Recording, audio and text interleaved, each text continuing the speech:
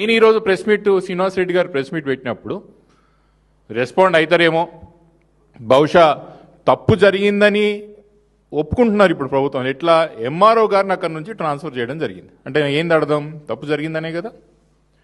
Collector గారు సంజాయించుకోవాల్సి వచ్చిందంటే ఏంది అర్థం? తప్పు జరిగినట్టే కదా. కరీంనగర్లో ఒక ఆర్టీసీ డ్రైవర్ని ఒడ్లు కొనండియా మక్కను కొనండియా అంటే ఆయనను సస్పెండ్ చేస్తారు, డిస్మిస్ చేస్తారు.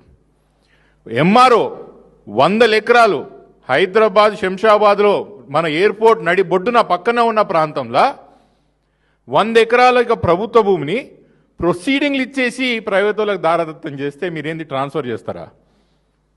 డిస్మిస్ చేయరు? Where is your enquiry? Vigilance enquiry ఎక్కడుంది? సో నేను ఈరోజు ప్రెస్ మీట్ శ్రీనివాస్ రెడ్డి గారు ప్రెస్ మీట్ పెట్టినప్పుడు రెస్పాండ్ అవుతారేమో, బహుశా తప్పు జరిగిందని ఒప్పుకుంటున్నారు ఇప్పుడు ప్రభుత్వం. ఎట్లా ఎంఆర్ఓ గారిని అక్కడి నుంచి ట్రాన్స్ఫర్ చేయడం జరిగింది అంటే ఏంది అర్థం? తప్పు జరిగిందనే కదా. కలెక్టర్ గారు సంజాయించుకోవాల్సి వచ్చిందంటే ఏంది అర్థం? తప్పు జరిగినట్టే కదా. కరీంనగర్లో ఒక ఆర్టీసీ డ్రైవర్ని ఒడ్లు కొనండియా మక్కను కొనండియా అంటే ఆయనను సస్పెండ్ చేస్తారు, డిస్మిస్ చేస్తారు.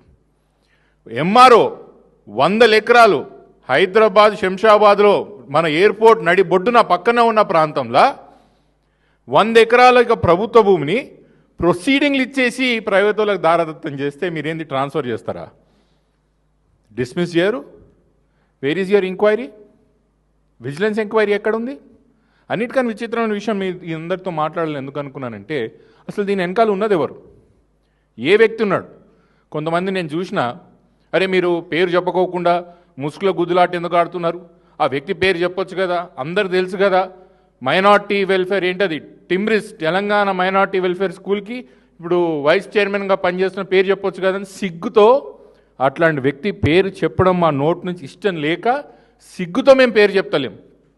అట్లాంటి ఒక చిల్లరగాడు అర్హత లేని వ్యక్తి ఈరోజు కాంగ్రెస్ పార్టీ యొక్క ప్రభుత్వాన్ని ఆ ఏళ్ళలో నడుపుతున్నారంటే మీకు సిగ్గేస్తలేదా? కాంగ్రెస్ పార్టీ పెద్దలకు అంటున్నా నేను, సిగ్గేస్తలేదా మీకు? ఐఏఎస్ ఐపీఎస్ అధికారులు కూడా పోయి ఆయన ఇంటికాడ కాపలా కాస్తున్నారంట. పోస్టింగ్లు పెద్ద పెద్ద డిపార్ట్మెంట్లా, మున్సిపల్ డిపార్ట్మెంట్లా, రెవెన్యూ డిపార్ట్మెంట్లా పోస్టింగ్లు ఆయన సిఫారసులతో జరుగుతుందంట. సిగ్గేస్తలేదా అంటున్నా నేను కాంగ్రెస్ పార్టీలో ఉన్న పెద్దలకి. ఏ అర్హతతోని ఏ హక్కుతోని ఎన్ని ఎలక్షన్లు గెలిపించిండని ఎన్ని ఎలక్షన్లు గెలిపించిండని ఆయన సంకనాక్తురు వీళ్ళందరూ అడుగుతున్నా నేను. ఏ అర్హతతో చేస్తున్నారు మీరంతా? సిగ్గుశరం ఉండాలి. ఆంధ్రజ్యోతి లాంటి దినపత్రిక కూడా ప్రభుత్వంలో జరుగుతున్న విషయాలు బయటికి తీసుకొచ్చి పలానా వ్యక్తి చేస్తున్నాడని చెప్పినా కూడా కాంగ్రెస్లో ఉన్న పెద్దలు కొంతమంది ఇంకా కాపాడనీక చూస్తున్నారు. చూడ నాకు ఆశ్చర్యం వేస్తున్నది. నాకు నా వయసు చిన్నదైనా కూడా నేను చాలా ప్రభుత్వాల దగ్గరికి వెళ్ళి చూసిన, చాలా ముఖ్యమంత్రులతో పనిచేసే అదృష్టం వచ్చింది నాకు. చాలా వ్యవస్థలు కూడా చూశాను. కానీ ఎప్పుడు ముఖ్యమంత్రి కూడా ఆయన దగ్గర ఉన్న వాళ్ళు ఎప్పుడు విమర్శలు వచ్చినా కూడా అట్లీస్ట్ ఇంటర్నల్ కరెక్షన్ అని ఒకటి జరిగేది.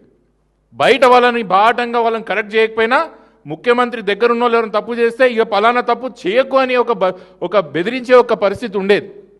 కానీ ఈ విచిత్రమైన కాంగ్రెస్ పార్టీలు అంటే ఈ చెప్తున్నామంటే ఈ ఫాల్తూ ఈ మనిషి గురించి ప్రతి నెలకొకసారి ఒక స్కామ్ బయటకు వస్తుంది, 15 రోజులకు ఒకసారి పలానా దాంట్లో ఇన్వాల్వ్ ఉన్నారంటారు. కానీ ప్రభుత్వంలో ఉన్న పెద్దలు మాత్రం ఒక్కసారి కూడా ఆ వ్యక్తి మీద చర్యలు ఉండవు, కనీసం కోర్స్ కరెక్షన్ ఉండదు, కనీసం మంచి చెడ్డ కూడా చెప్పే పరిస్థితి ఉండదు. ఎందుకు అంటున్నా?